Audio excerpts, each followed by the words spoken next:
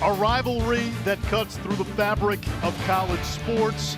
And the stakes are plenty today for Duke and North Carolina, meeting for the 81st time on the Lacrosse field with ACC tournament implications.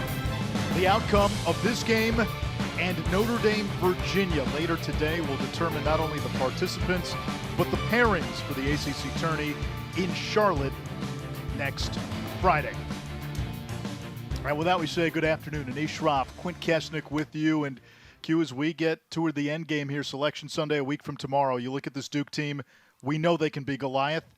They haven't been that way all season long, but last time out against Virginia, they looked like a juggernaut. 2 weeks ago, in front of a sellout crowd, they delivered a performance that really equates to being a national championship caliber team. And I thought it started with the offense and the ball movement that allowed all three attackmen to produce. Brennan O'Neill stepped up. He was the best player on the field. Josh Shawada, both on the power play and in transition, terrific playmaking.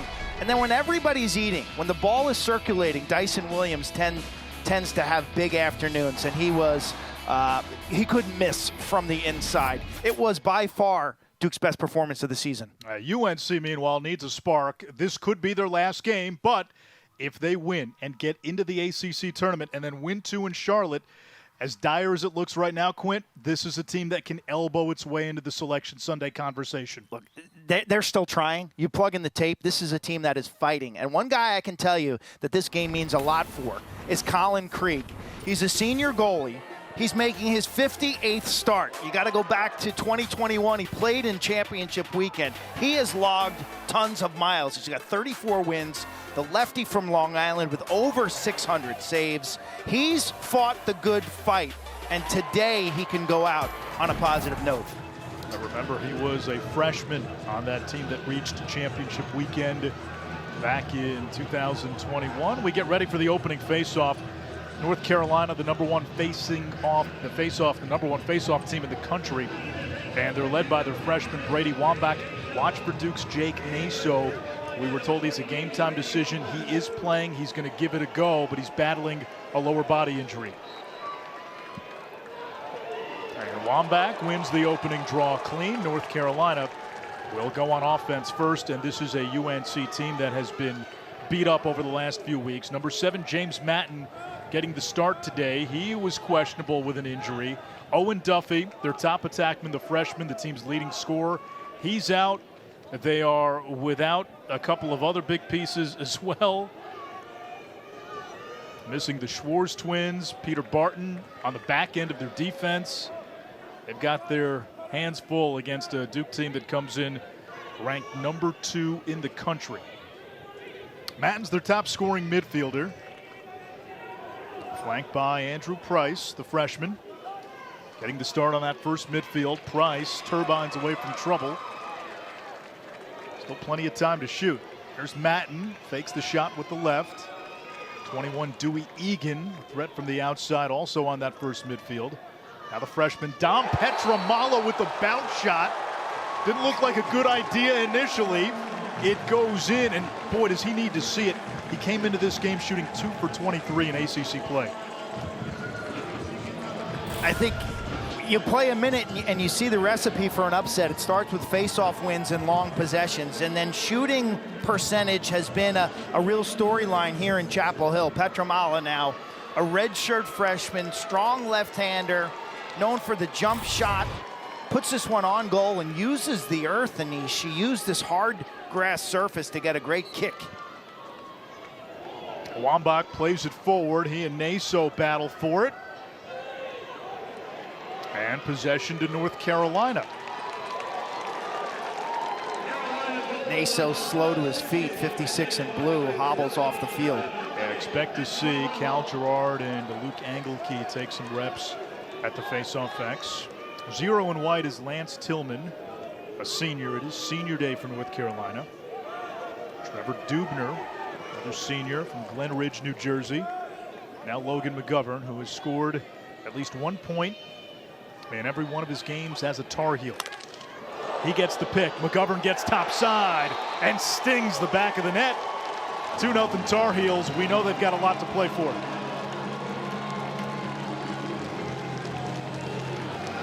You got mascots here in Chapel Hill on a gorgeous Saturday. Nice little crowd on senior day. McGovern, one of those graduate transfers from Bryant who was honored prior to this game, and Carolina playing with good energy and emotion right away. Duke coming off the bus, short little ride, not ready to play. Duke coming off a bye as well. And the first face-off win for the Blue Devils, so we get our first look at this Duke offense, which connects on 35% of its shots. That's good for top 3 in Division I. That attack line of Zawada, O'Neill, and Dyson Williams, as good as it gets. And we expect to see some maneuvering by this Carolina defense, Q. See how they play this. This is Duke's signature pattern when they come in off a line change with McAdory doing a long dodge out of the box. And it looks like Carolina zones it up here, sliding adjacent. McAdory over to the freshman, Max Sloat, the red shirt. Now Brennan O'Neill. McAdory, a speedy dodger, has a short stick matchup. Working on Ty English. Here's another freshman, Ben Johnston. Duke's top incoming recruit. Gets his hands free. Had it dislodged. Ball on the ground. And multiple flags down.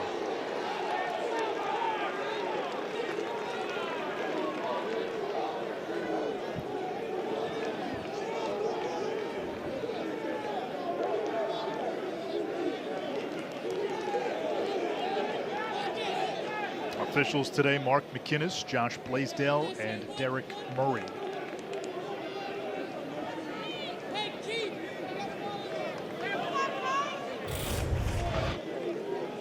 I like the trail check right there. That's not a penalty, but the hit is high and late, and that's going to garner a flag every day of the week. Max Cooney, 6'5" senior from Georgetown Prep, has a seat in the penalty box. He's been the replacement for Paul Barton.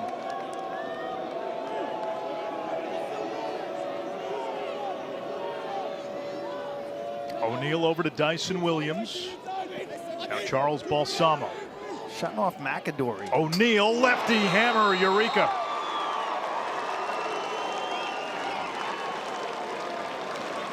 Odd defensive strategy for North Carolina as they shut off Andrew McAdory, of all people, on the left side of your screen, leaving O'Neill an opportunity to catch, cradle, and step down. I mean, this is just way too easy.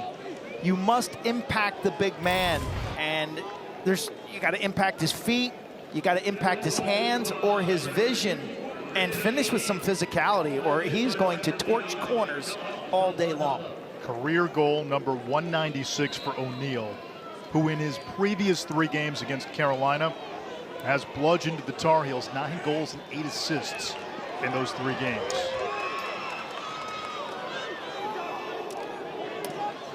O'Neill almost had it, and it's scooped up by North Carolina. Leif Hagerup.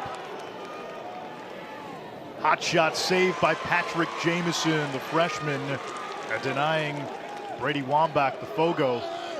I don't mind the shot, but if you're a Fogo taking a 15-yard shot from center top.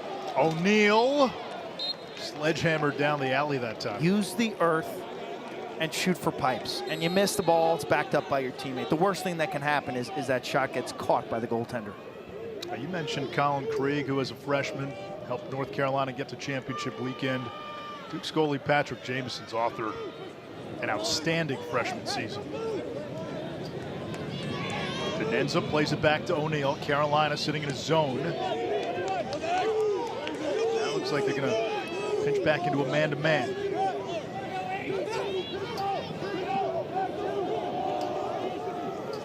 Zawada coming off a 5-goal game last time out against Virginia. Dodging from up top. Draws the slide. Balsamo trail checked. Loose ball. Great second slide by Geppert, 9 and white. And we're going to get a call against Duke. Carolina's playing spirited lacrosse, Anish, without a doubt. And there are ACC games where they have struggled. It's largely been one bad quarter. Early on against Virginia, the third quarter against Notre Dame. Had a lull in the second and third quarter against Syracuse.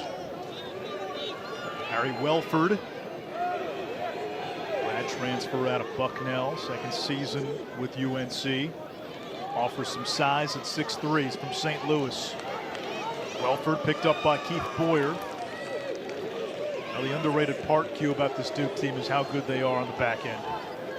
Defensive midfield, to me, the best in the country with Jack Gray and Aiden McGuire. Matten to Pietramala, gets to the middle, left hand, missed the cage. He's put less than 50% of his shots on goal this season as McGovern initiates against the All-American Kenny Brower. 29 in blue, as good as it gets. Help coming from Henry Bard, perfectly timed. Ball popped into the air. And Bard comes away with it.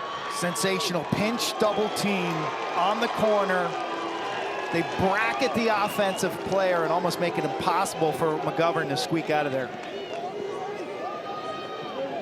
O'Neill marked by Andrew Geppert, who started his career at Brown. Now Dyson Williams.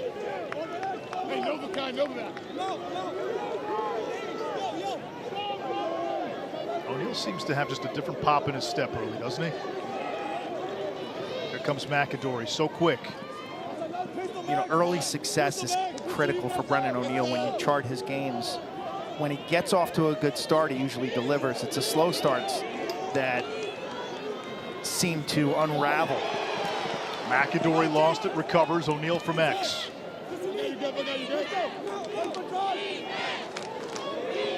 O'Neill, the majority of his goals the last 2 years, unassisted. Now Zawada. Duke playing 5-on-5 with a shutoff, top left part of your screen. Hot shot saved. That was off the cross of Johnston. Rebound loose.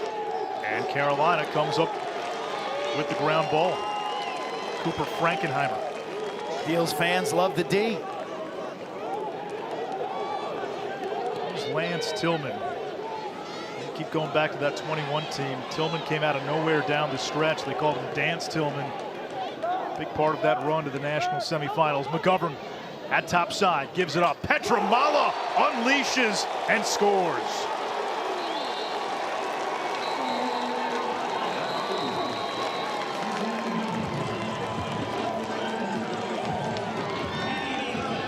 Dom Pietramala, the lefty. I tell you, if you're Duke, you got to do a better job finding him because he is stinging corners.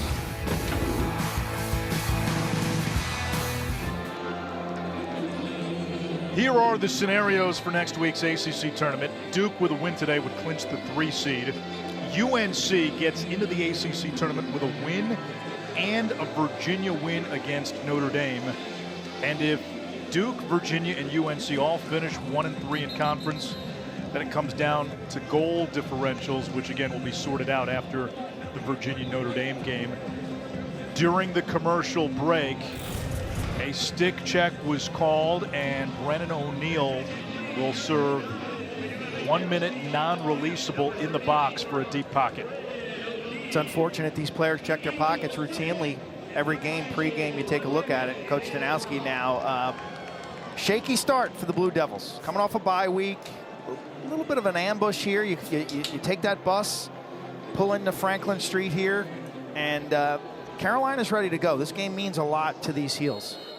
UNC 5 shots today, 4 on goal, 3 goals, and this is a team that came into the game shooting below 20% in its previous 3 ACC contests. So a 1 minute non-releasable man up, 77 in white. Dominic Pietramala, son of the legend and the D coordinator for UNC, Dave Pietramala, with 2 of the 3. Feet in front. Jamison turned it away. Loose ball comes back to McGovern. Skip pass up top. That's Price. Pietramala feeds the middle. Egan's got a hammer from the outside. Jamison read that one all the way. That's when he needed to make. Freshman righty's been super solid all season long. The Pennsylvania native, up hovering at times this season at around 60% saves. He's been steady, and he's had great rebound control. I've had a couple people on staff say that he might be the best Duke goalie since Dan Loftus. That's going back, pre-2010. He's calm, unflappable, and steady. And if you don't change levels, he is generally making stops. You go high to high or low to low, he's there. You've got to throw some kind of deception at Jamison.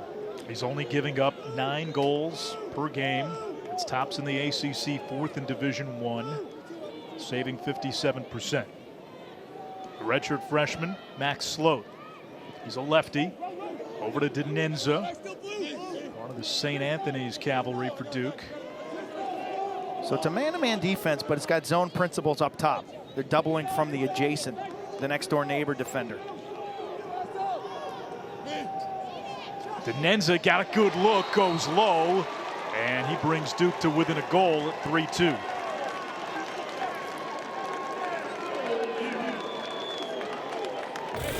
Step down city here at Dorrance Field.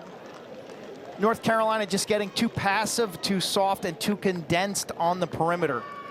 And Denenza senses that real estate, like, okay, if I step in here, I've got a shot from 10 or 12 yards. I like that look. And the senior now more than 20 points on the season. He's had a nice finish to his career here. 17 goals. Had that big game against Penn on a Friday night. Long pole chance here, shot by Prohaska, saved by Jamison. Outlet to Naso, Duke running the other way. There's a watermark by Peter Tolman, who's become an outstanding cover defender. 5 and white for the Tar Heels as a freshman. You mentioned this zone defense with man principle. So what's Carolina trying to force Duke to do? Well, they're just trying to bottle up the midfield dodge, the initial midfield dodge, without it sliding from an attackman. And what's the counter for Duke?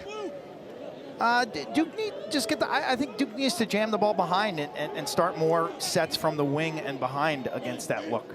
We'll try to do it here. This second midfield group has been an invert.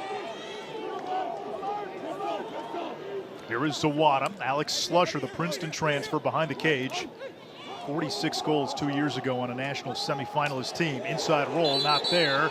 He was in the crease, Carolina ball. Yeah, he's in the game right now for O'Neill, and John Danowski has pulled O'Neill with that illegal stick. Slusher is their 4th attackman. He's their 7th midfielder. Does most of his work behind the net. This is a guy whose production has been lacking this year, I mean, quite honestly. But you go back, he had 46 goals for Princeton. Last year, injuries hampered him, had a shoulder injury, only 8 goals for Princeton. McGovern up top, another rocket, this time by Dubner, and they're not changing levels on Jamison. And I was going to say, all of a sudden their shot selection not what it needs to be. McGuire, terrific shorty. O'Neill back in there for Duke. This game's had a lot more tempo now with 4 minutes to go in this first quarter. More tempo than I would have imagined. More shots than I would have imagined. Dyson Williams coming down the alley, denied by Krieg. We've enjoyed watching Colin Krieg for 4 years. Is he somebody that should be on the radar of the PLL? I think so. Again, a senior, so much of your performance as a flag goes down, so much of your performance is linked to that of your team and your defense. And Krieg has not had the great support over the last 2 years. So his save percentage is a bit down. He's not playing in the big games. So he's not being scrutinized. His games aren't being covered. But I think he's just every bit as good as a bunch of the senior goaltenders. It's an incredible class of goalies. No doubt. This is Ryan Levy working on Gray, or rather Caputo. Now Tillman. They've got Denenza on defense. I think Duke's got 7 on the field, so it's an offsides against Duke. Tillman against Frizzoli now. Over to Dubner, right hand free. And Carolina extends to 4-2.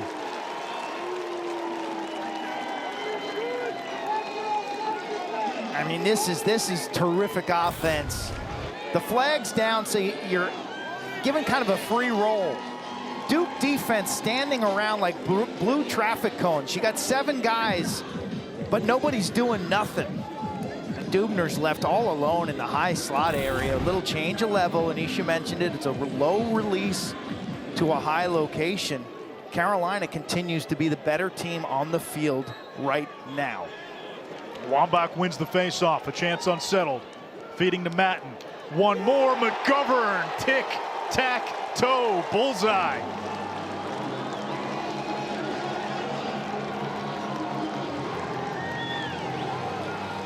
On reunion weekend, this place is going bonkers. Who could have predicted it? Wambach out the front side. Duke's defense rotates.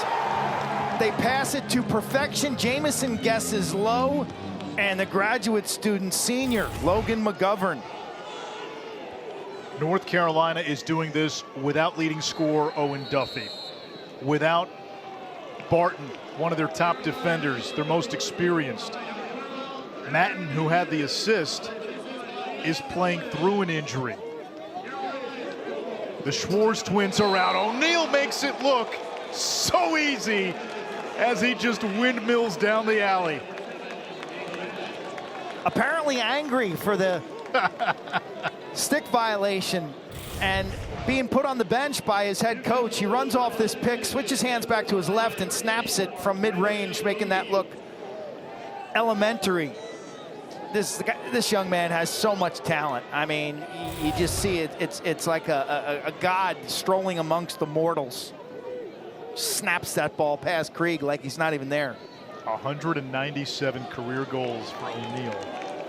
He came into the game with 95 assists. He's got a chance to become the 4th 200-100 player in Division I. Pietramala had it knocked away by Carpenter. Matten retrieves. The other 3, Chris Gray, who played at UNC and Boston University, Justin Gutterding, a standout at Duke, and Logan Wisnauskas, former Tewaaraton winner at Maryland. Really impressed with Carolina's body language, their tenor, their aggressive mindset. Here comes Dewey Egan through the contact, and we're going to get a whistle on UNC. Crease violation. Yeah. And this game can be emblematic of games this weekend. You know, teams are trying to qualify for their league tournament. Championship week is next week, and a lot of teams are playing elimination lacrosse in one degree or another. But Carolina's approached it the right way. Deliver the first punch. Like when you're the upsetter, what the heck? You got nothing to lose, and they're out here trying to hit that first punch. The ACC has no automatic qualifier, so their conference tournament champion does not automatically get in. However, when you look at RPI, if you're Duke, Virginia, Syracuse, Notre Dame, those 4 are almost all going to be into the tournament, if not hosting a first-round game. Carolina comes in with an RPI of 27, so it's conceivable, as we get a loose ball push on UNC, it'll stay with Duke. It's conceivable Carolina could win today, get into the ACC tournament, win out, still not get in.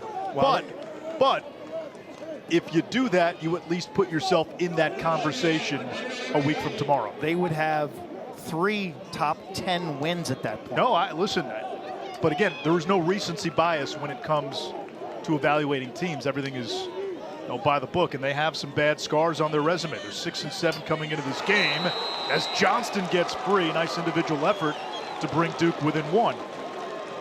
Lacks reference. They do a great job. They track the RPI. I said, if Carolina wins out, what range do you see their RPI getting into? And he said, yeah, probably 13 to 15 range. And that's the bubble. Sometimes that's the wrong side of the bubble. They would have more upside resume, that is more top 10 wins, than the teams like Georgetown and Penn or somebody from the Ivy League that they would be placed against in that head-to-head. UNC with a 6-2 edge on faceoffs, make it 6-3 as Naso wins this for Duke. Jake Naso, Duke's all-time record holder in career faceoffs won. He's taken more than 1,600 in his career. As we come up on the final 20 seconds here of quarter number 1.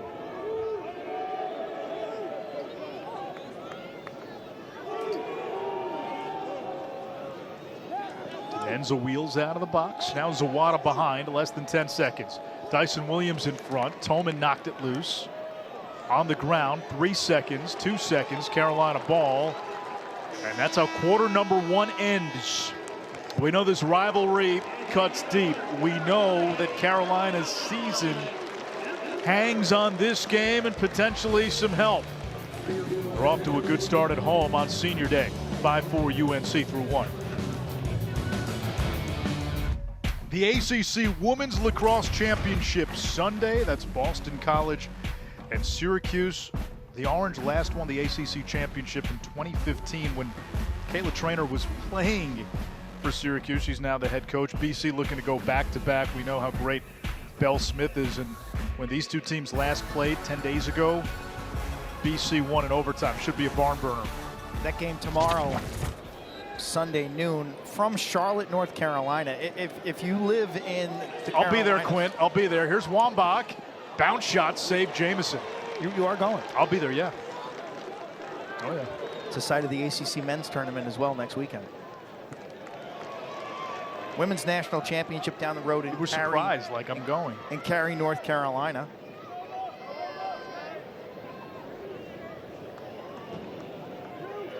The 5 goals scored by North Carolina, that's tied for the most goals Duke has allowed in any quarter this season. Blue Devils have been stingy on defense, giving up less than 10 a game. Sloat over to Johnston, freshman to freshman. Comes back to O'Neill. He's got 2 already. And he's got a short stick matchup. His eyes are getting big. There's the switch. Still a short stick. It's English. O'Neill down the alley. Hums it just a bit too high as it caroms off the bricks. Fans can sit behind these goals. There's no net behind this goal to our left. Keep your head up and paying attention. Zawada, 5 goals against Virginia last time out. Kangarooed and lost the ball. English in transition. Nice defense by Peter Toman. And now they've got Johnston trapped on defense. 5 and White, the freshman from Calhoun, Long Island. English is a threat, draws the slide. Matt from the wing, face dodge. Spins it back to McGovern at X. Hangman with Brower. Jamison hedges out of the cage. Jamison trying to retreat in. It went off the stick of Pietramala, and that's over and back. Quick restart for Duke.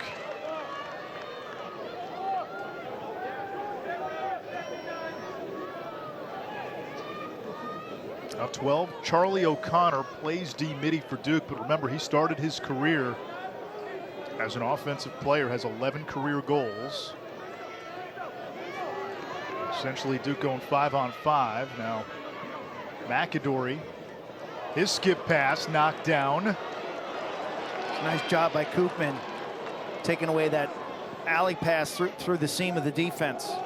I remember they're missing Tyler Schwartz as one of their long poles, so Prohaska, the sophomore, Koopman, the freshman, are your top 2 poles today. And Joe Bresci telling us with injuries and guys playing through injuries, hitting the midfield unit, DeMarco's still out, you may only see a 4 or 5 man rotation with your middies.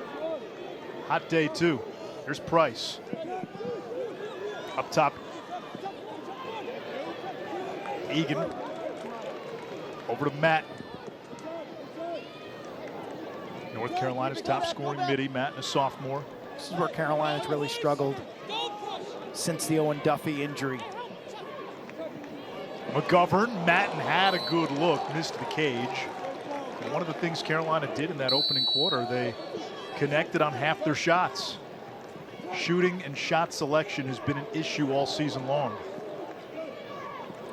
Welford, a high bouncer. It stays with UNC, 9 to shoot. 19 to shoot.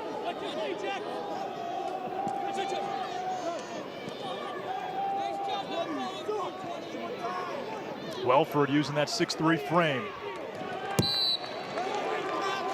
Now the shot clock into single digits. What does McGovern do? They'll try. Feet in front. Pietramala off the pipe. Little sonic chaos.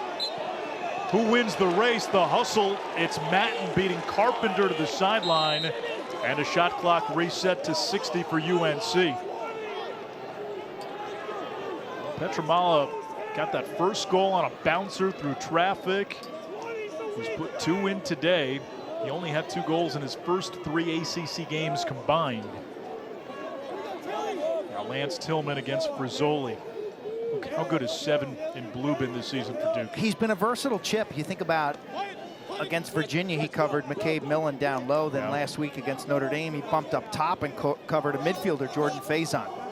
Tillman, he got a good look. Sound the percussion again. Jameson, the goaltender, not seeing it. You see him go down, and the shot went up. Sunny day here in Chapel Hill, the southern part of heaven. Now Ryan Levy. Feet in front, traffic in the crease, and Carolina stepped in. It's nice defense by Duke. I tell you, multiple shot clocks there. Carolina putting pressure on them, but they refused to wilt, and they were tenacious. Now you're playing complementary lacrosse. If you're Duke, you got to possess this here. Give your D a little breather. Carolina had 5 shots on that possession. 2 of them hit the pipe.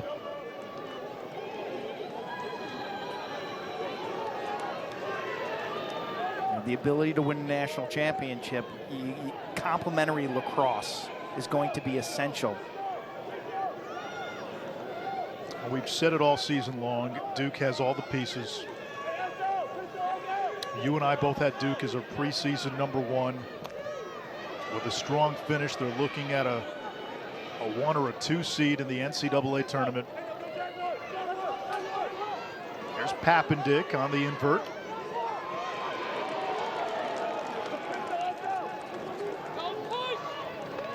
Zawada turns. Good defense there by the freshman Tillman to alter the shot.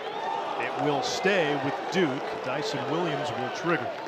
One thing that works in Duke's favor long term is their depth. To me, of the main contenders, they're probably best equipped to play 2 games in 3 days. 10 to shoot. Papendick near the cage, throws it in front. It's on the ground, and Krieg springs out. I mentioned that Notre Dame has wonderful depth at the midfield position, but I don't love their defensive. How about the ride here by Balsamo? And Carolina's got 10 seconds to get it across midfield. Not sure why Krieg let that ball stick in his pocket so long. He had outlets.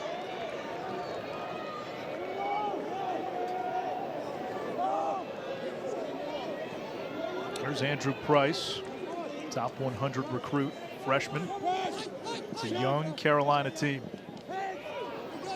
Well, the guys who play are young. That's true. They have a junior class that was the highest rated junior class in the country. Egan Amtrak's his defender and then bounces one way over the cage. They're young by choice. Well, it's a junior class, like you said, #1 recruiting class coming out of high school a few years ago. Just hasn't had the impact they thought it would. And I think that's been the challenge for Joe Bresci since 2021. How about the defense by Duke? Rolling toward midfield, that's going to be over and back. They get Cooney. Looks like Duke's defense is really settled in terms of understanding matchups. They got to continue to find 77 in White as he hovers around the perimeter or as he cuts to the middle. I don't think they fear McGovern or Matten as dodgers, as isolators, and so your off-ball defense on 77 Pietramala is most important.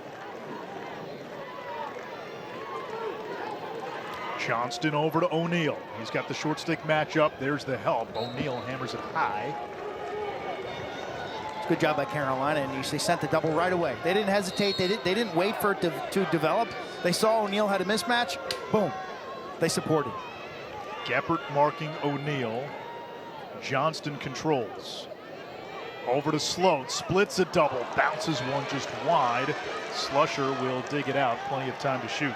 Carolina, look at their defensive splits. Really packed in, trying to take away the middle and give Krieg an opportunity to make a stop from the fringes.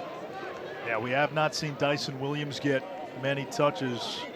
He's usually the beneficiary of those. O'Neill with a rocket.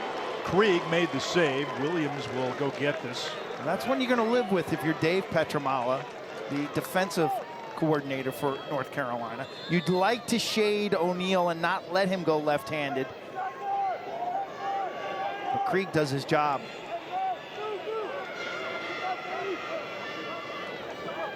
Sloat, 6'3", out of California, where he played for former Tewaaraton winner Chris Rottelli, looking for Slusher. And it looks like Duke called a timeout. They saw Slusher was trapped. 7:06 to go, opening half. North Carolina needing a win to extend its season, up 5-4.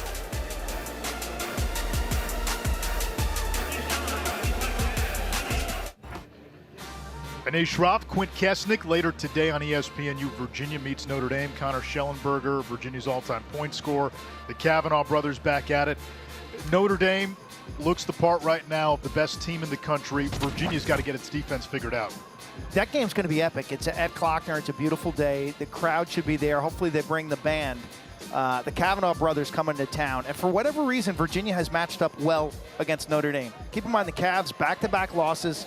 They've given up 36 goals in those last 2 games. So if you're Lars Tiffany, what are you doing defensively to try to right the ship? But again, the environments on these ACC signature home games this season have been so cool. I mean, huge crowds at Koskinen.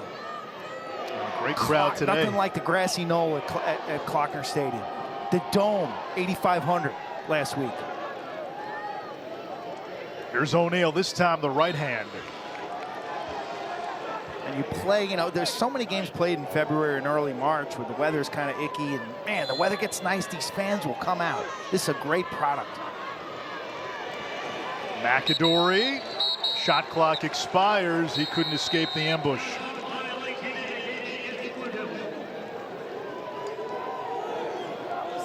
There's a narrative out there that Carolina this year, they're done, they're toast.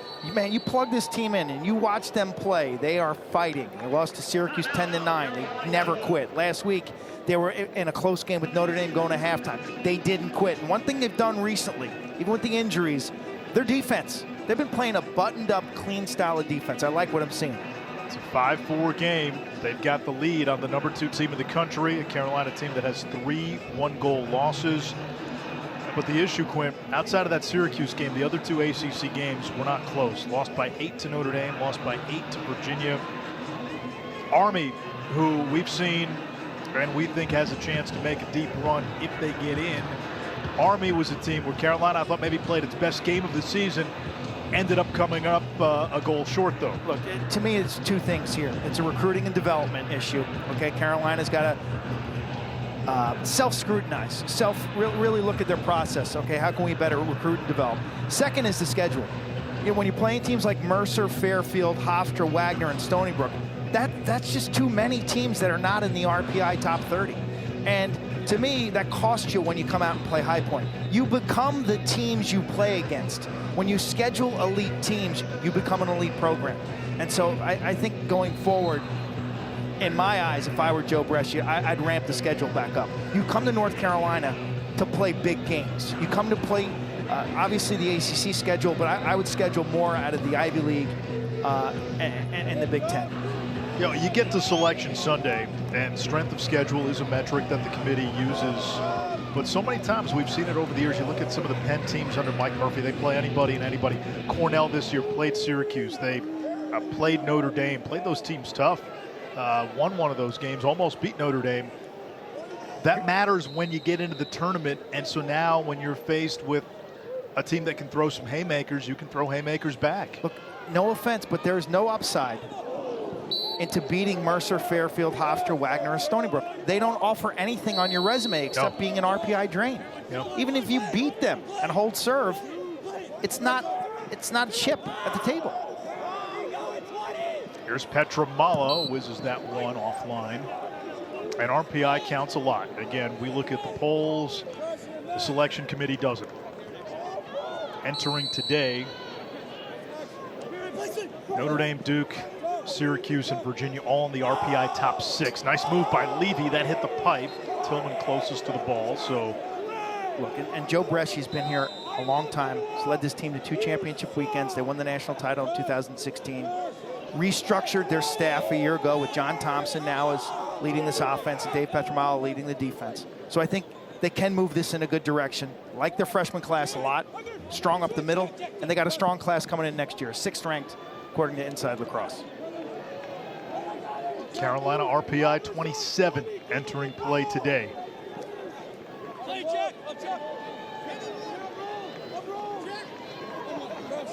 McGovern against the short stick. Fake shot. That one skids away, and Levy will dig it out. Nice little move by McGovern, who's fought through cystic fibrosis. Yeah. An incredible story, this young man. He barely weighs 150 pounds, a lefty from Darien, Connecticut. Just refused to be denied an opportunity to play sports. Skip to Pietramala, loads up and scores! Put a little barbecue sauce off the ground for Dom Pietramala.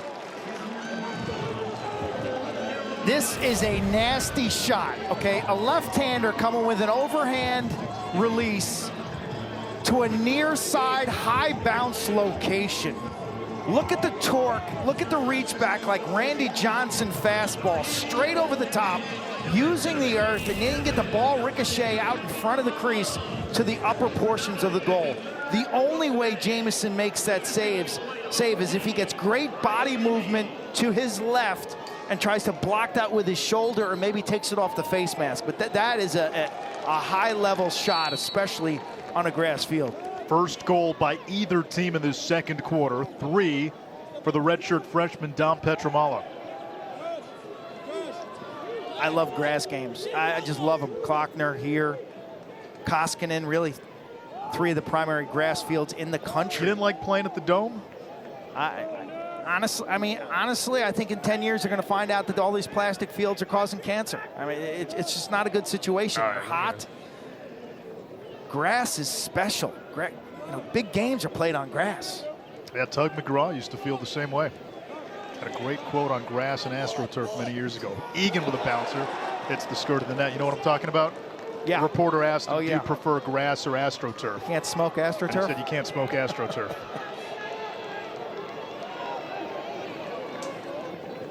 Tug McGraw used to take the ball into his glove. You got to believe.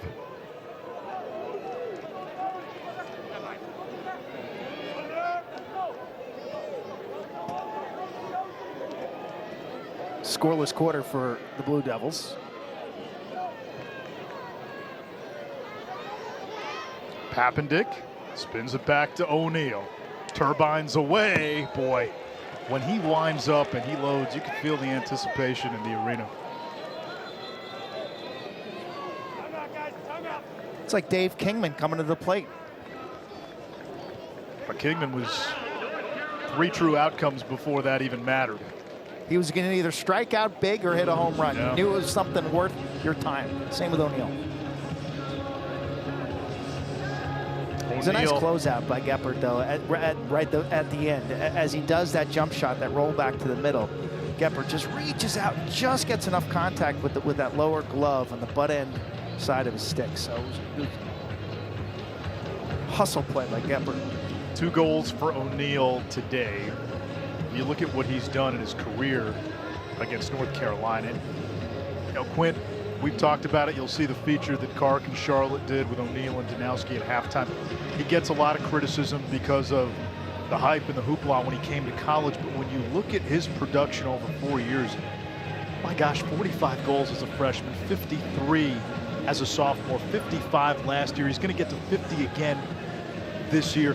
He's got a Tewaaraton. He's got a World Games MVP, ACC Player of the Year. If he adds that last piece, which is a championship, and at a blue blood program, which Duke now is, it's a big legacy component. Yeah, one of the best ever. You have to give him his due, and I almost feel that the narrative has almost taken on a form of, you know, for the folks who have gone in on LeBron James for the last 15 years and are unable to appreciate what kind of talent, what kind of player that we're seeing. I'm not comparing Brennan O'Neill to a LeBron James, but I think you do have to sit back and appreciate just how good of a player and how transformative a talent he really is. I've enjoyed watching him. Skill, power. He's extremely humble and low key. You know, he's likable. John Danowski has only raved about him being coachable and a team player. Up top, Balsamo, shot blocked, caroms into the air. His career has been under scrutiny since he was in 8th grade in verbal Penn State. And here we are now. So this next month, carve your legacy, get drafted #1 into the Premier Lacrosse League. Feed in front, Krieg steps out. How about that, Quint? Taking away the angle by moving out of the cage to take away that shot. Does a nice job of just crashing Pappendick and like a hockey goalie matching up. Look, Krieg, we mentioned Krieg as a senior goalie. Look, I don't think he's going to get drafted, but he and a guy like Luke Stout of Loyola certainly worth bringing into a camp. We think that Liam Entenmann of Notre Dame does get drafted. Chase Erlin of Hopkins having a monster season. Will Mark of Syracuse. I have never seen the goalie nationally how good these guys are. I mean, Michael Gianfrancaro from Princeton. He's not a senior. He's going to take one more year. He scores a goal last week. Emmett Carroll from Penn, nearly 60%. Really strong group of goalies. Nunes at Virginia, up until the last couple of weeks, has been terrific. He's still only a junior. You got Frassian at Penn State. Frassian is a magician. That guy's like he is so smooth on his feet. Reminds me of a bullfighter. McGovern to Dubner, turned away, comes back to Tillman. Maybe it's the black sweats and how bullfighters like to wear the black outfit and how smooth they are on their feet. Olay. Behind the back shot by Matten. Only 2 remain on the shot clock. So Carolina's getting its defensive personnel on. They'll dump this into the corner. I'll tell you one thing about the ACC this year. It's been a high-scoring conference, especially in comparison to the Big Ten. And the goalies in this league see big-time shots from elite prospects on a weekly basis. And this is not an easy league to be a goalie. On any given day, you're facing the likes of Kavanaugh, Schellenberger, O'Neill, great finishers like Cormier and Dyson Williams. The group, the Syracuse Orange, the passing offense of Spolina and Hiltz, and Leo and Rowan, Thompson.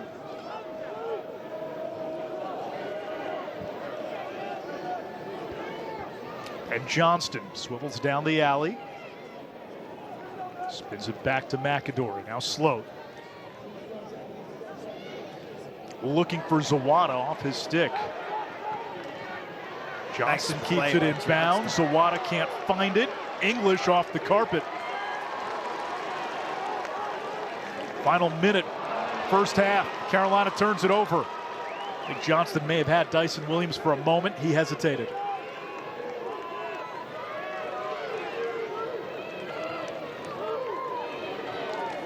The clock and score dictates it's probably the smart move. Duke can hold for 1. They take the shot. Not the smart shot, though, I tell you that much. And Carolina now pushing the other way. English over to Pietramala. He's got a hat trick.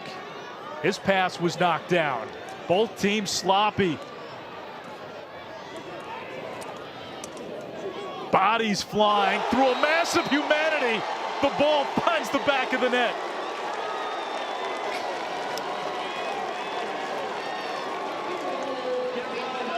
A Duke defender's stick just breaks.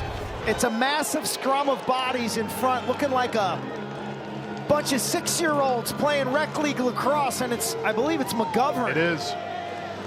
McGovern, who scoops us up seamlessly, left-handed around the world.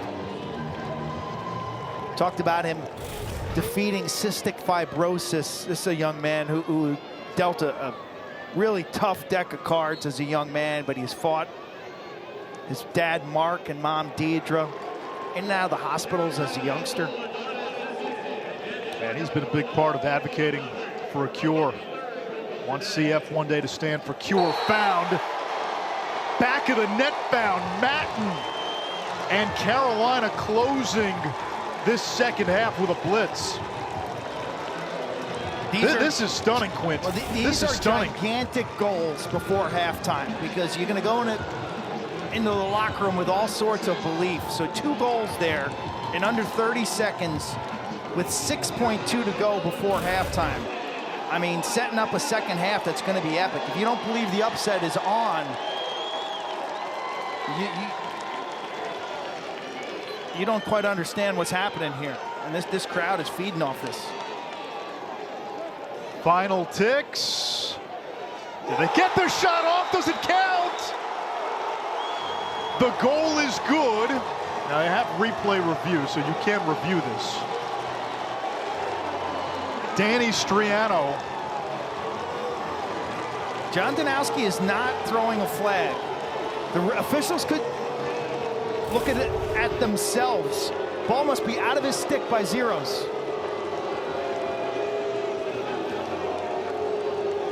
3 goals in an absolute eye blink.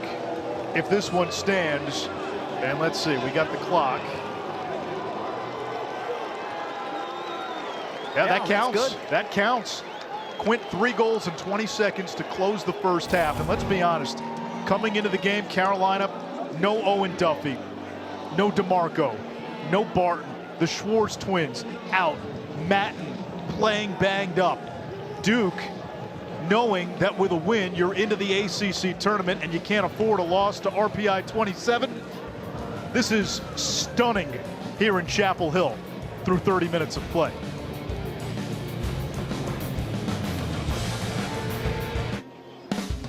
And back here at Dorrance Field in Chapel Hill in East Schropp, Quint Kesnick, North Carolina closing the opening half with an avalanche. 20 seconds, producing 3 goals to end the quarter, including Danny Striano right at the buzzer. Logan McGovern right off the scramble right here behind the back as the Duke stick breaks in front of the net.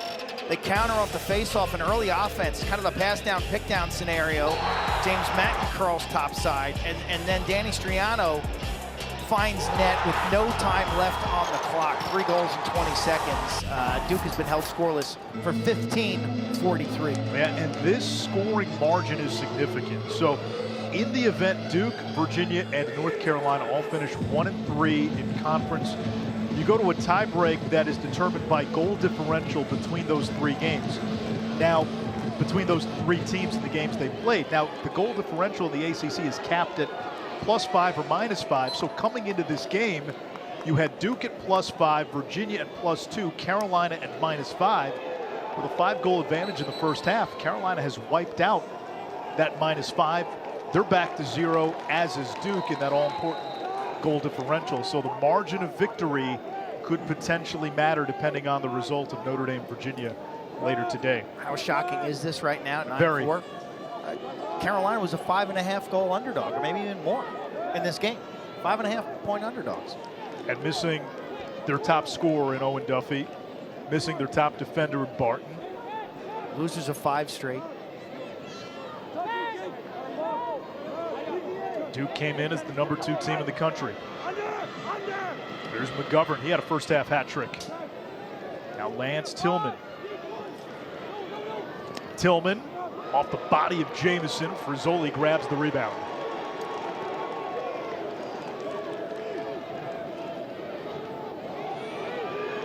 Tyler Carpenter.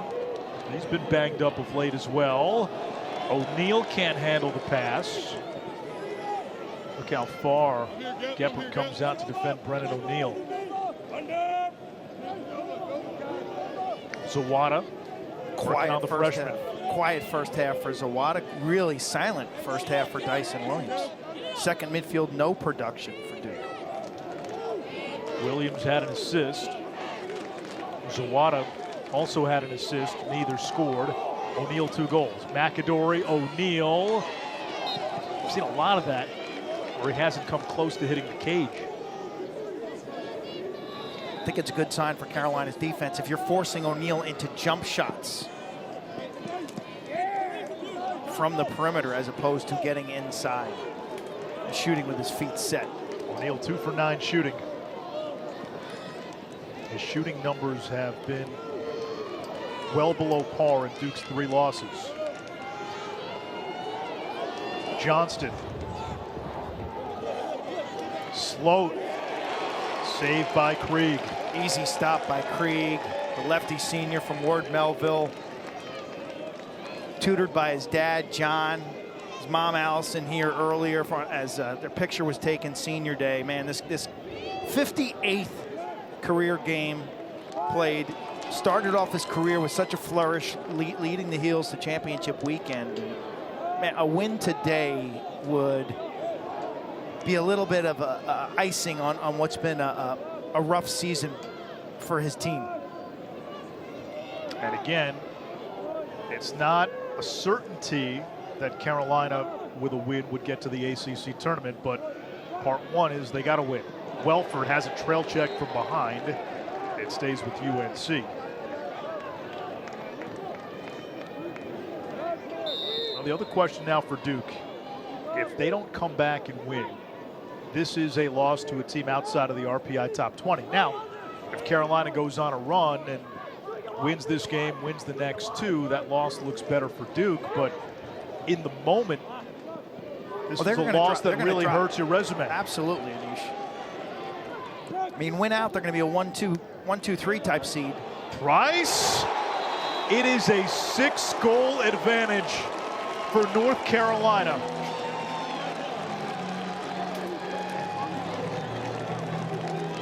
Krieg, the lefty, stands tall with an easy save, good rebound control. Look at him, eyes on that ball in the pocket. And at the other end, the price is right.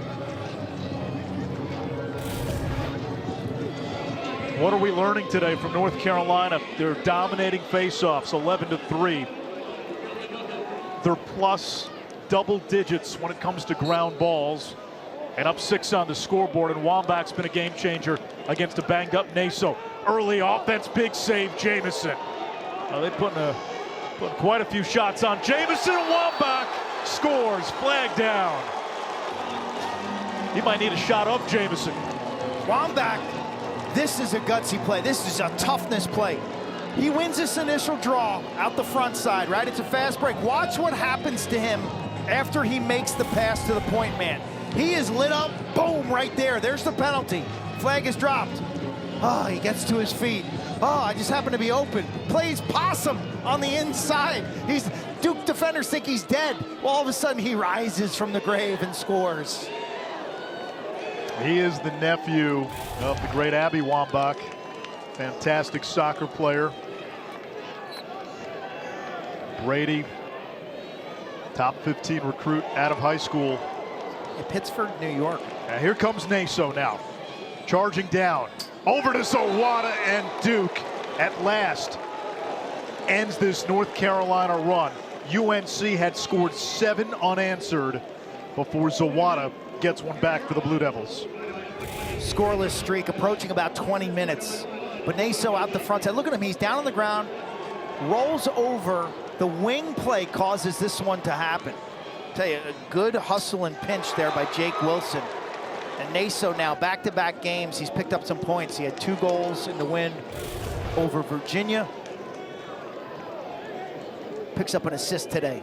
Andrew Tyre taking this face-off for Carolina against Naso.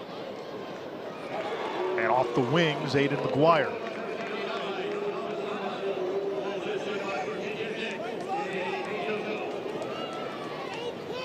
O'Neill paints the sky, but Krieg has it. A catapult pass the other way. Matten, face dodge, falling down. Jamison got a piece of it. It stays with McGovern. Early offense has been there. It has started with the ball coming down the center, going to the wing, and then that one more pass. We've seen that a lot, and we've seen it lead to good looks for UNC. And it really starts with 2 things in this game. It's been face-off wins out the front side, and then clean Colin Krieg saves. Not all saves are equal, and when Krieg can catch it, Carolina's got some guys that can get up and down the field. Matten was a game-time decision. Now Levy. Mom Jenny coaches the UNC women's team. Tillman over to Dubner. Pietramala 3 goals in the first half. 77's next tally will tie the UNC freshman record set earlier this year by the injured Owen Duffy and set back in 1973 by Robin Barron.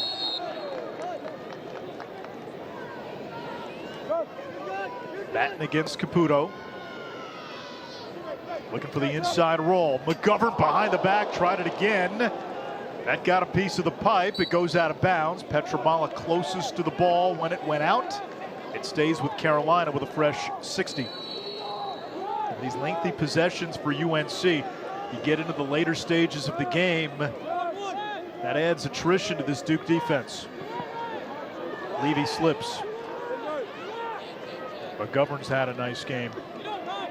Started his career at Bryant, the lefty. Checked by the All-American Kenny Brower.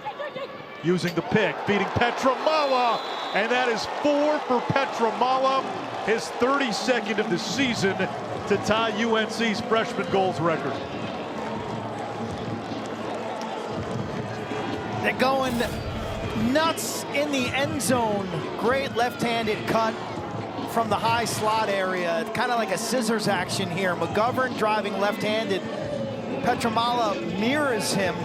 Starts on the far side of the field, cuts left-handed, and then it looks like the women's lacrosse team is sitting up in the end zone. Had a big day today. Dom Pietramala and Logan McGovern picks up another point.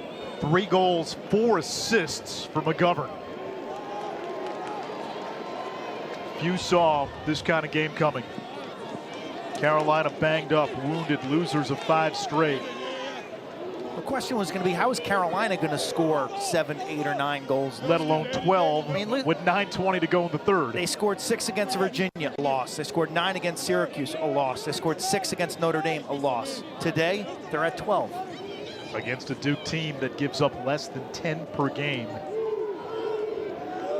Duke hops on their bus across town here. They expect to come in here and roll today. Not the case.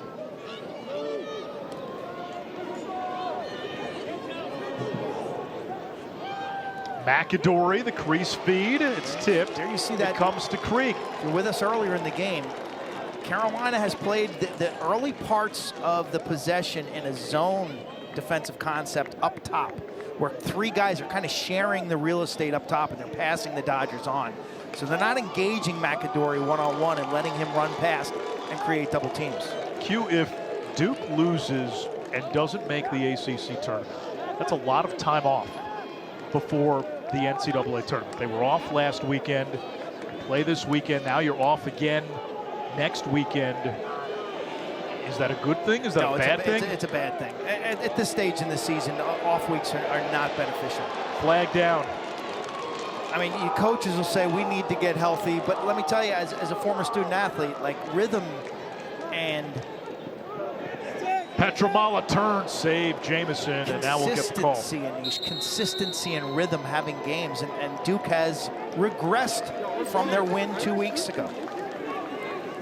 That's a lot of practice time. Guys like games. You want to be on that Monday through Saturday routine. So Carolina will go man up as we get a slash on Frizzoli. Duke's had 2 bye weekends this season. Syracuse has a bye weekend right now, this weekend. The only teams I think who benefit from the bye this weekend are Johns Hopkins and Maryland, who have earned their way into the Big Ten semis. Those teams are kind of beat up. Yeah, physical game last weekend at Homewood between those two. Carolina's man-up unit clicks at 44%. That's Reedy, and he's turned away by Jamison. What's the answer here for Duke with 7.5 to go in the third, down 7? Caputo looking for an outlet, and Duke's going to have to reset. Carolina's played excellent. Yeah, they played excellent transition defense. Duke really hasn't scored other than the 1 face-off goal, Nasos to Zawada. It's been all settled sets.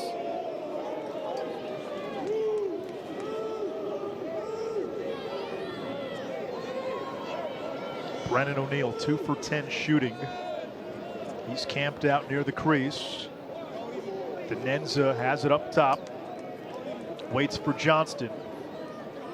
O'Neill parked at X. Johnston over to the wing. McAdory's been quiet today. That's a zone. Zone concepts up top. Denenza can't handle the pass. Unforced error, and this funhouse with trick mirrors defense by UNC is giving Duke a little bit of an issue.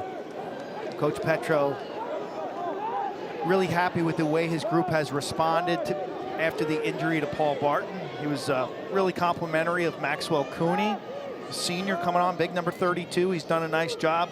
Toman, the freshman 5, has emerged as a legit number 1 cover guy. But now he throws a curveball at Duke today, the way they're strategizing these midfield dodges. 10 turnovers for Duke. We come up on 6 minutes to play in the third.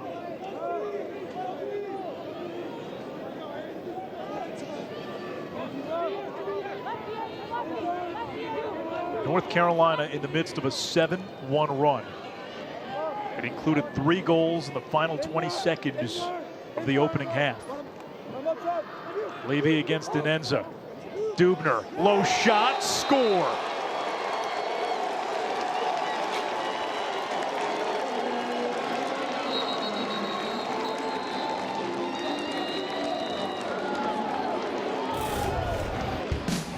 I mean, everything going well. Levy with the invert.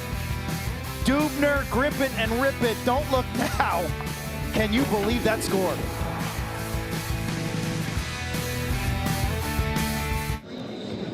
(13-5), North Carolina. The Tar Heels in the midst of an 8-1 run. Absolute stunner.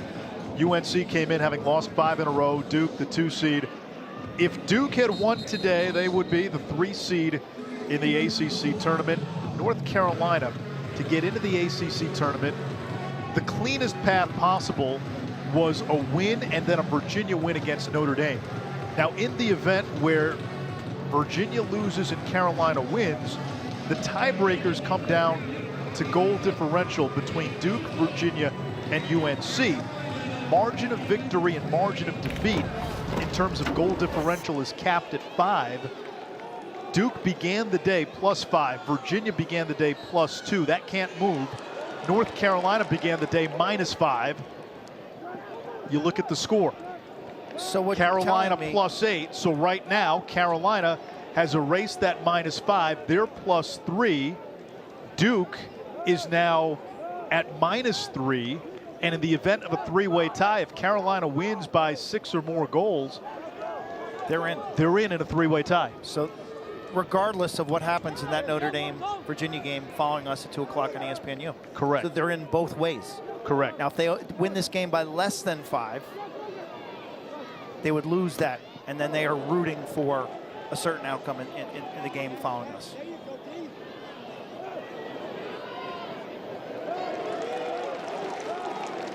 Duke has 1 goal in the last 23 plus minutes. And Anish, I think the bigger picture would be that Duke's resume takes a severe hit. They're not going to be a number 2 now. They're going to drop down to somewhere between probably the 4 and 6 or 7 range. And Carolina stays a viable and a live team for the NCAA tournament. Yeah, if you're Carolina, you say still in the hunt at least. If you get the win today, that's again a win against an RPI number 1, at least for the moment. People talk about tournament expansion. NCAA tournament, 17 teams. O'Neill to Dyson Williams. Krieg slams the door. Big time save, a huge one with 4 minutes to go in this third quarter. Krieg hits his hips, he flops at the right moment. And now you'll see Carolina use their patience. That's just a monster save by Colin Krieg. 9 out of 14 here on Senior Day. But there's 42 teams who enter play this weekend still in the hunt for the NCAA tournament. That's out of 76. Again, league tournaments ultimately are an extension of the NCAA bracket. McGovern driving on Brower. 7 points for Logan McGovern. Now he's got the short stick matchup. He's played a really smart game. Effective. Such an overachiever. Look at him. Tries to feed it into Dubner. Carpenter. Pietramala tried to get the ride back. Here's Carpenter. Turbos into the box. Carpenter all the way. And Williams has the backup. Carpenter can go. 7 career goals. 3-time All-American who's also closing in on Duke's career record for caused turnovers.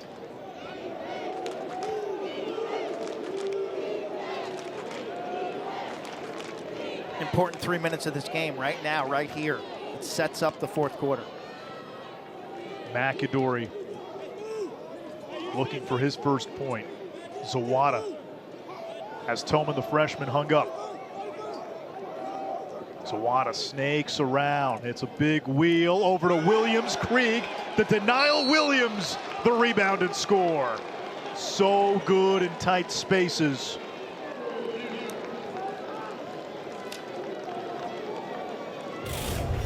Roots in the indoor game. Watch, he follows up his own shot, expecting to say boom. He's just the fastest and most energized player after the shot. Canadian players, there's more rebounds in indoor lacrosse, and it just becomes second nature to crash the boards, expecting the ball to hit the goalie in the shoulder or the shin pad. And just the first of the game for Williams. Wambach the faceoff, accelerates. Wambach all the way, scores! The counterpunch comes 7 seconds later. I mean, this young man has been a massive, massive difference maker. Freshman from the Salisbury School, grew up in Pittsford, New York. That's upstate New York. Comes into this game with 6 points. He's already had a pair of points here. Strong right-handed cradle. Duke gives him the red carpet, and he takes it. He's got the stick work. You see the speed. He's elusive.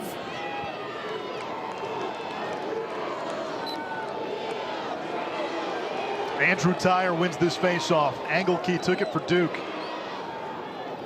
Tyre's a more than capable backup Fogo now. I mean, Tyre's himself had a great career at the position. Now, last year he had 13 goals while winning 52% at X. He was their second leading goal scorer out of the midfield, and he's been playing wings on the face-offs this year. You look at the scoreboard, Quint, it's stunned disbelief on all accounts. Reunion weekend here on campus. They got all sorts of All-Americans and former Tar Heel players back. Again, this is a rivalry game. Maybe that provided the extra juice for Carolina. The close proximity of these two schools. Respect.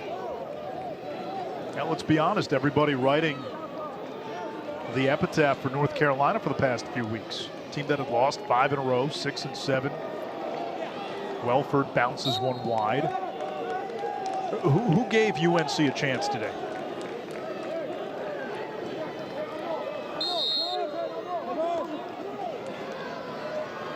Matt trying to get free. Here's Egan. Shot clock at 5. Egan's jumper missed the mark.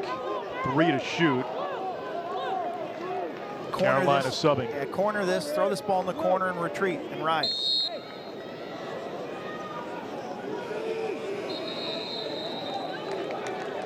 .105 to go.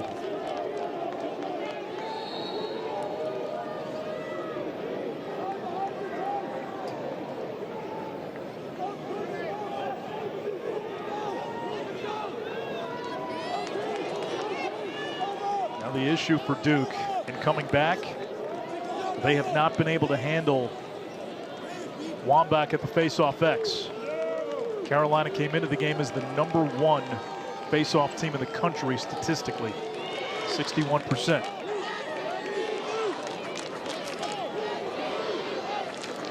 .30 seconds to go in the third. Now O'Neill. It's a matchup advantage for O'Neill. He's got the shorty, Frankenheimer. Picked up now. That's just bad offense. Yeah, you had the matchup. You set a pick. Now he's got the pole. You drag the pole to O'Neill. Zawada. Back to O'Neill. Turns, fires, save Krieg. Carolina's got it. They've got 5 seconds. Toman. English. Listen to this roar. How about senior Colin Krieg? 3 really good stops in that quarter. The Carolina bench springs from the sideline. A stunner in Chapel Hill. UNC up by 8. We head to the fourth. Senior day for Colin Krieg, and the UNC netminder's been fantastic, 11 of 17. I got so much respect for this young man. Had a lot of success as a team and individually when he was a freshman, leading Carolina to that national championship weekend up in Hartford, Connecticut. 13 wins as a freshman. Quite honestly, the franchise around him, they haven't done what they dreamed of and what they had hoped. But all through it, he has stood tall. He has played exceptionally well, and I give him credit for battling through it. And today, maybe, if they can hold on to this, you will see an epic celebration here in Chapel Hill around Colin Krieg, a guy who has fought the good fight and deserves another moment in the sun.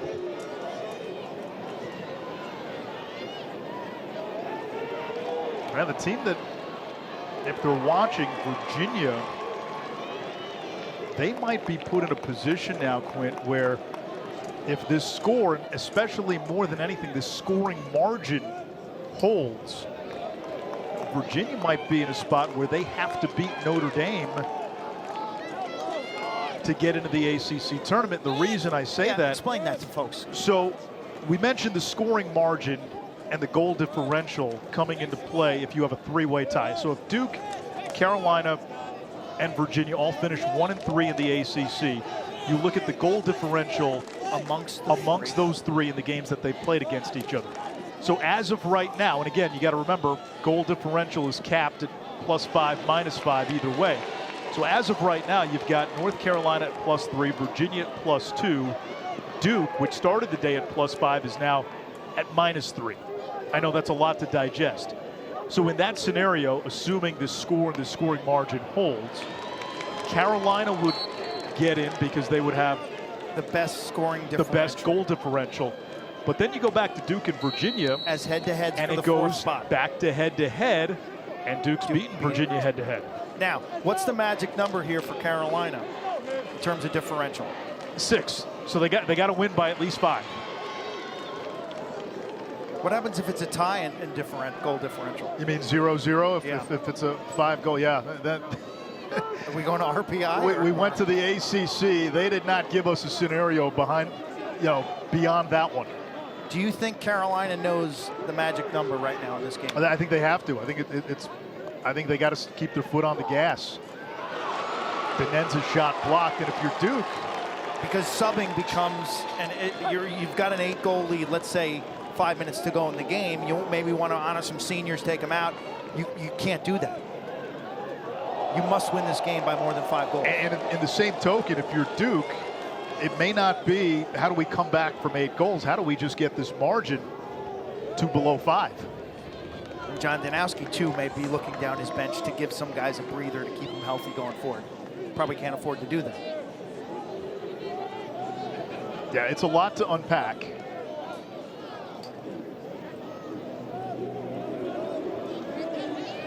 Now, Virginia goes and beats Notre Dame. It's pretty clear.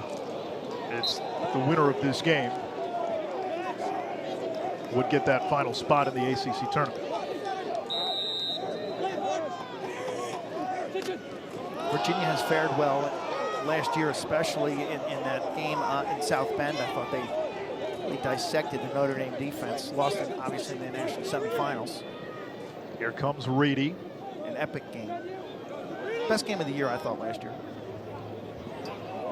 Welford shot. Nice stop by Jamison using his legs.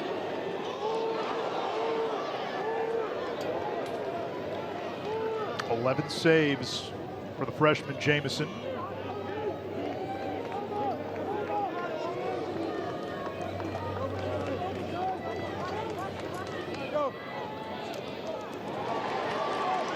On the ground, another turnover by Duke. Quint, more than anything from the Duke side, it seemed like they really turned a corner a couple of weeks ago in the win against Virginia, as dominant as they looked. And then you have a bye week. This performance, again, nobody knows what's going to happen. Potentially another week off, if that's the scenario that plays itself out.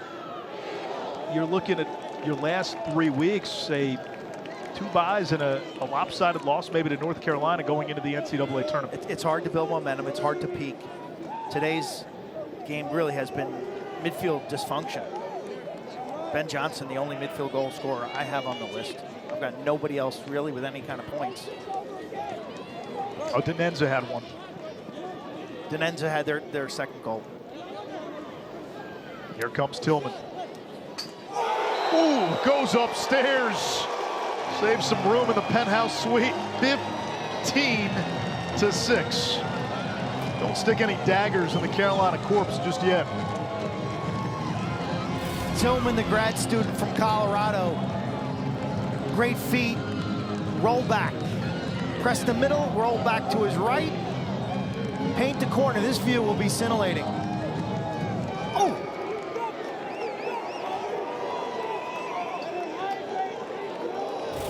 Franklin Street, here they come. I'm not ready to go there just yet, but do you remember 2016, late in the season? We were ready to write off North Carolina then. Here's Cal Gerard, whiffs. And UNC gets into the tournament, last team in, barely survives Marquette in round one. Yeah. And then all of a sudden, shocked Notre Dame and stunned Notre Dame, spanked Loyola, and the next thing you know, Chris Cloutier scores the overtime game winner on Memorial Day. I'm not ready to go there yet, but you know, we have seen this team rise from the grave before. Here's McGovern. That's a fascinating time of year. You look nationally, like Cornell can score goals. Their offense with C.J. Kirsten, you know, just incredible. And they had that game in 2016, late in the year. I believe it was at home against Notre Dame. And it was a wild back and forth game, and Bones Kelly started winning every face-off. In the stadium. It was at Keenan. Yeah. Started winning every face-off down the stretch. They came back and won that game. They did. There's Papendick, bouncer. Krieg got a piece, snags it out of the air.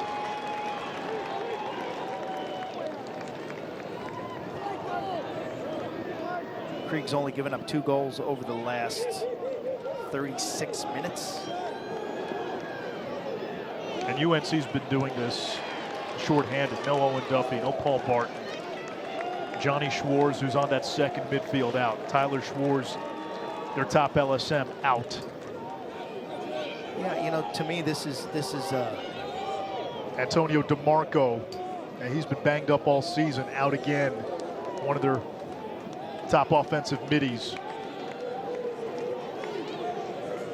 I think it's been difficult for even Joe Bresci, who's Mr. Positive, to stay positive this year, given the injuries and 5 straight losses. In the crease. But if they can hold on here, I mean, nothing speaks louder than their effort today. All the players. Duke came in #2 in the polls, #1 in the RPI. And to score 15 goals without Owen Duffy?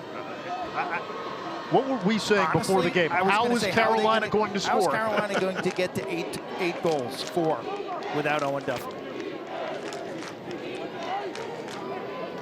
McAdory Zawada had a great look.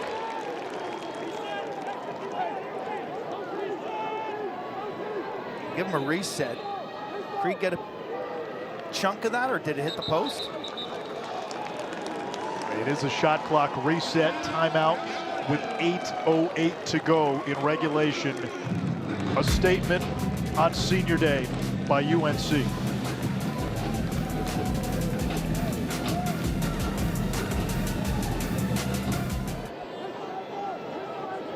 For North Carolina, seeking not just to end a 5-game losing streak, but to get its first ACC win of the season and snap an 8-game ACC losing streak.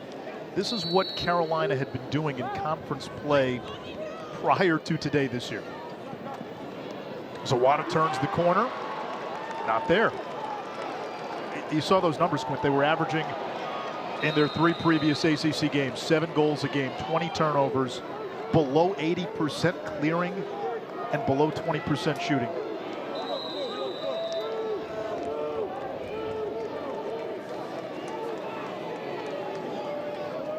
It's a zone look by the Carolina defense up top. And Duke bringing in some different personnel. Grant Mitchell, 55. Reed Landon, 26. Midfield success and dodging has been sold separately, but again, Carolina's junked it up top, playing that zone, made it more of a passing game for the Duke midfielders. Mitchell, a grad student, Landon, a junior, stepping in for the freshman Sloat and Johnston. McAdory still out there. You can guarantee that other teams will use this defensive strategy going forward. That one hits the pipe from Landon. Dave Pietramala knows a little something about defense, just a little something. Landon in the game for his outside shot. He's a good lefty. Been in and out of the lineup over the course of his career. Same with Mitchell. Only one goal this season. Make it two. Grant Mitchell. Solo effort. 15-7.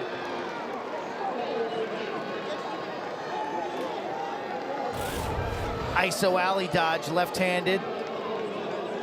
Gets his hips and shoulders inside. He's able to reach back right-handed and bounce this ball past Krieg. Looks like Krieg got a chunk of that ball with his leg. Clicks in. Second goal of the season for Grant Mitchell. Nothing like John Danowski to roll some strange faces into a game when we least expect it, right? Here's where Duke has to get traction if they want to come back, and they get the procedure call on Wambach. Cal Gerard taking that face off. Well, now a little spark. Let's see if they can run this, parlay this. McGuire steps into one. 2 in a row for Duke. All right, if you're Carolina, you're thinking timeout. How soon are you going to use it here? You look up to the clock, you see 6:50 to go in this game. You can't panic right now. But you're understanding that goal differential is a major factor here.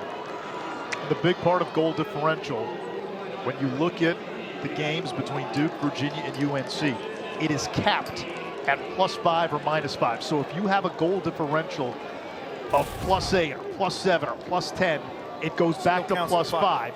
Same thing, North Carolina lost to Virginia by 8 goals. Their goal differential is capped coming into today at -5.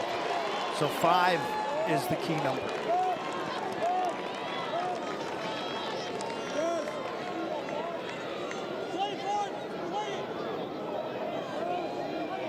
I think there were fans operating as if the game following us on ESPNU, Virginia hosting Notre Dame, that Virginia could get in under most scenarios. Well, you would have thought, right? I don't think anybody went into this game expecting Carolina to blow out Duke.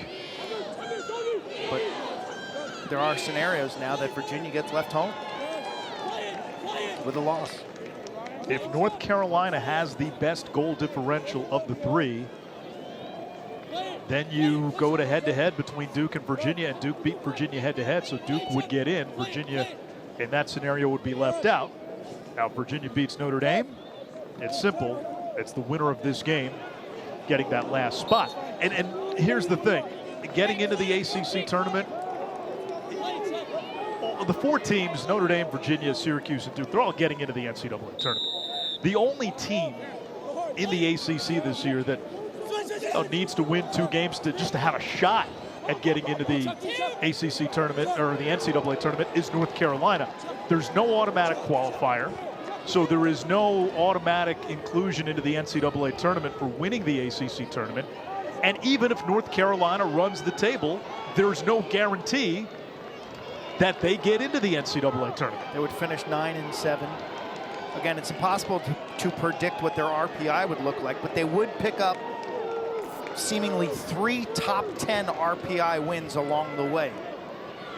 And then you have to ask yourself, would that be enough? What does the committee value? Here's Denenza off the feed from O'Neill, and Duke cuts the margin to 6. Significant. We spent some time with Aiden Denenza 2 weeks ago, a senior from Oyster Bay, Long Island, recently turned 22-year-old who loves playing golf. He's had some big-time games this season. Thought he was excellent late against Penn in the mud. Thought he played well against the University of Virginia. Steady Eddie playing for that Team 91 club program on the island.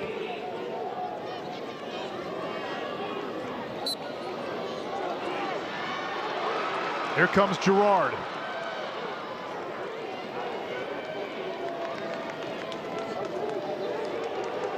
Duke has made its last 3 shots. Less than 5 minutes to play.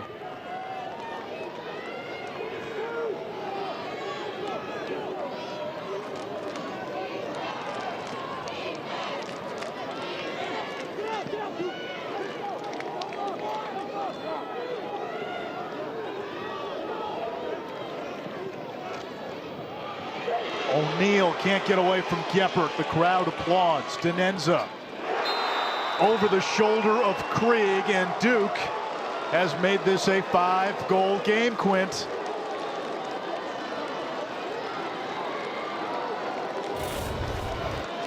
Face-off win parlayed into offense. O'Neill draws 2. He's tied up effectively, but the ball movement is rapid. In and out of sticks. Zawada does a good job at X of just keeping this ball moving to the weak side of the formation, where Denenza is able to eye it up right in front of the Duke fan section. They got a good view. They were on their feet in a moment, and the momentum has clearly swung in this game. Is there enough time, though, for Duke?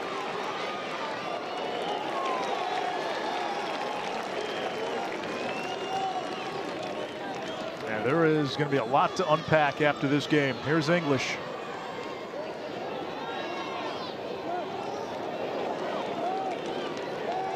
There were crazy scenarios last year. Remember the Ivy League going into the last week? Yesterday, the way the Patriot League played out, Army now will host the Patriot League tournament. Lehigh is the 2. Navy and Loyola play on Tuesday. BU and Colgate, who played on Friday, will play again on Tuesday. There's some great games in the Patriot last night. McGovern matched by Boyer. You know, at this stage, for everybody, you just keep winning and you extend your season. It's pretty simple. It doesn't matter who you are. Unless you have tie breaks and goal differential.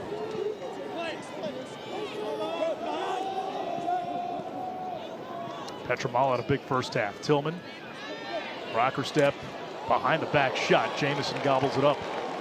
3 minutes to go.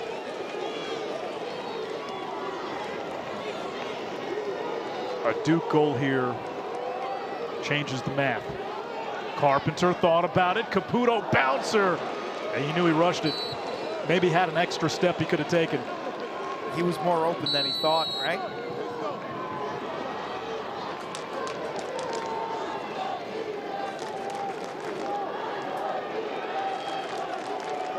Here's McAdory spinning.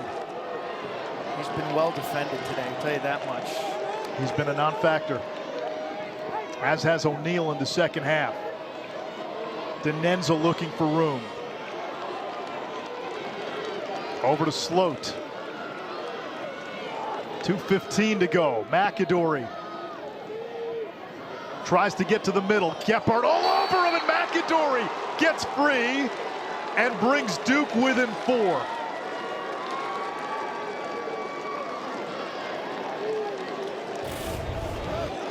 Running through the stick check. You'll see that the hook check applied by the defender. He just runs through it. Not enough body, too much stick. He gets to pay dirt. He dodges to the dirt, the middle of the field, where his angle is supreme. McAdory, a quiet afternoon, but scores that goal that has big goal differential implications. No doubt, it's a 5-0 Duke run. And with the goal differential in this game at 4, go back to the tiebreak. North Carolina now in a 3-way tie scenario would be in trouble.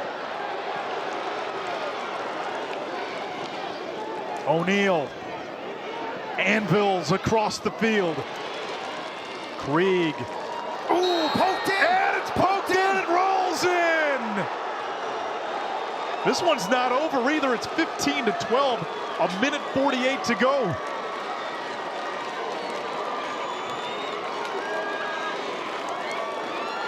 No goal. They're calling goalie interference, I believe. There's also a flag down. Or no goal because there was a flag down. Let's see what this call will be.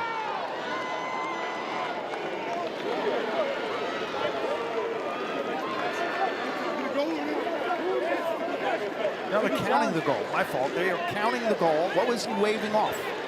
The flag. They're going to review. The mistake Krieg makes is that when he takes his stick off the ball that's down on the ground, he doesn't use his foot to protect it. So there's very specific technique that's got to be done here. Goalie clamps ball.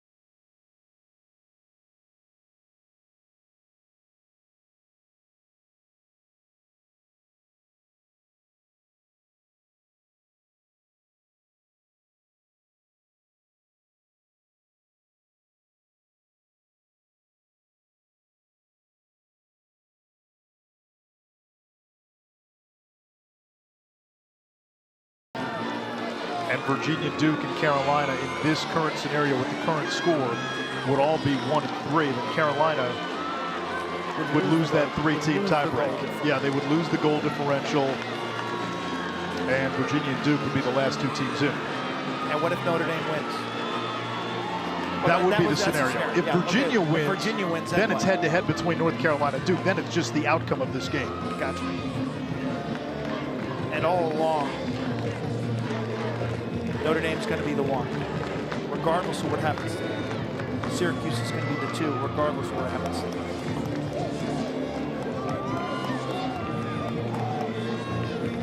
It's a lot of math for a conference tournament that doesn't have an AQ. I think this goal should stand. I don't think it's goalie interference. I don't think there's a crease violation. I think this is a legal play on a loose ball in the crease.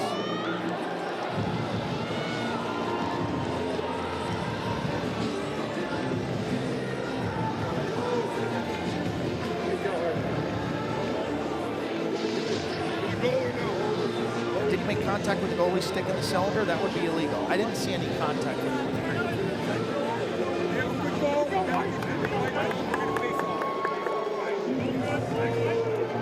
I had nightmares of that kind of play happening. I played the goalie position. Yeah. That type of play. That and then throwing outlet passes directly into attackman's stick who was standing in front of the crease are two things that kept me up at night. And so you drill those habits. A tough moment for Krieg, who otherwise has been terrific most of the afternoon. Great second and third quarters by Krieg. Now I just want to hold on here. This draw large. Gerard and Wambach, it's going to go to Duke. Blue Devils driving downhill. 6 straight goals.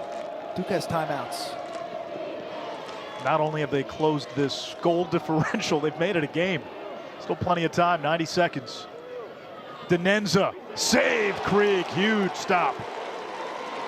And you got 80 seconds, and you got about the same on the game clock. So if you can clear, you got a chance to pretty much run out the clock by playing keep away. Pietramala hounded by Boyer. There's the double. Jamison, the goalie, still in the crease. And Carolina turns it over with 1:06 to go. Or was a timeout call? Nope, timeout. Timeout. Joe Bresci called a timeout.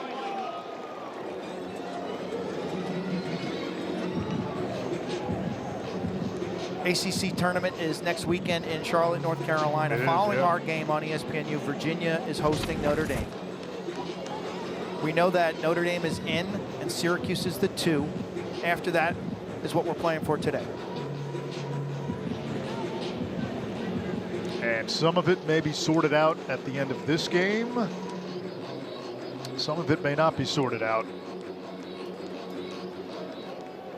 Certainly we'll know the goal differential for Duke and Carolina, but the way things set up, let's assume our final score is 15-12 or 15-13. That's not going to matter a whole lot. If that is your final score, Quint, then again, in that scenario, if you're UNC, you are rooting for Virginia to win. If you are Duke, you are rooting for Virginia to lose. Duke would have the advantage then in a 3-team tiebreak. Carolina's season would then be over. But if Virginia wins and gets to 2-2 in conference, then Duke and Carolina would both be 1-3 in league play. It comes down to head-to-head, and that would be the result of this game. Clark and Cotter over on ESPN. Yeah, their math is not as hard as ours. They're going to go in knowing the exact scenarios, not the what-ifs. This crowd here today, we didn't know what to expect here, but let me tell you, walking around pregame, lacrosse is booming in the Carolinas. It is. And I ran into a bunch of youth level kids. You never saw that back in the 80s and 90s. Now you sense that every time we come down to the state. I go to the dog park and there's folks bringing their lacrosse stick.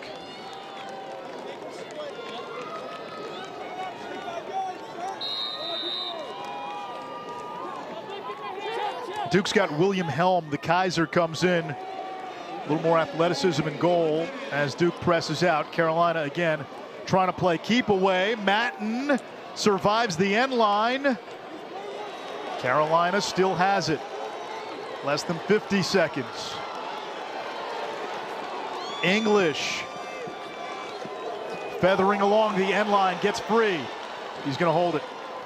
This is unbelievable today. Credit to Coach Bresci, the seniors especially on senior day.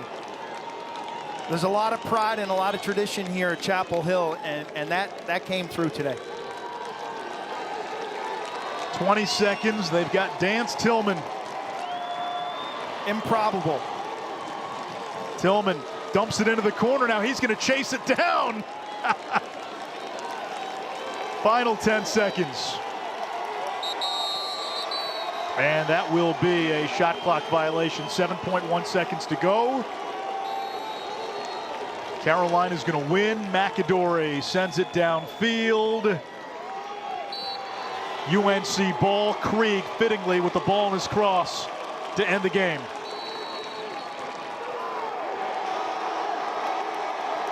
The UNC bench makes its way to Colin Krieg in cage.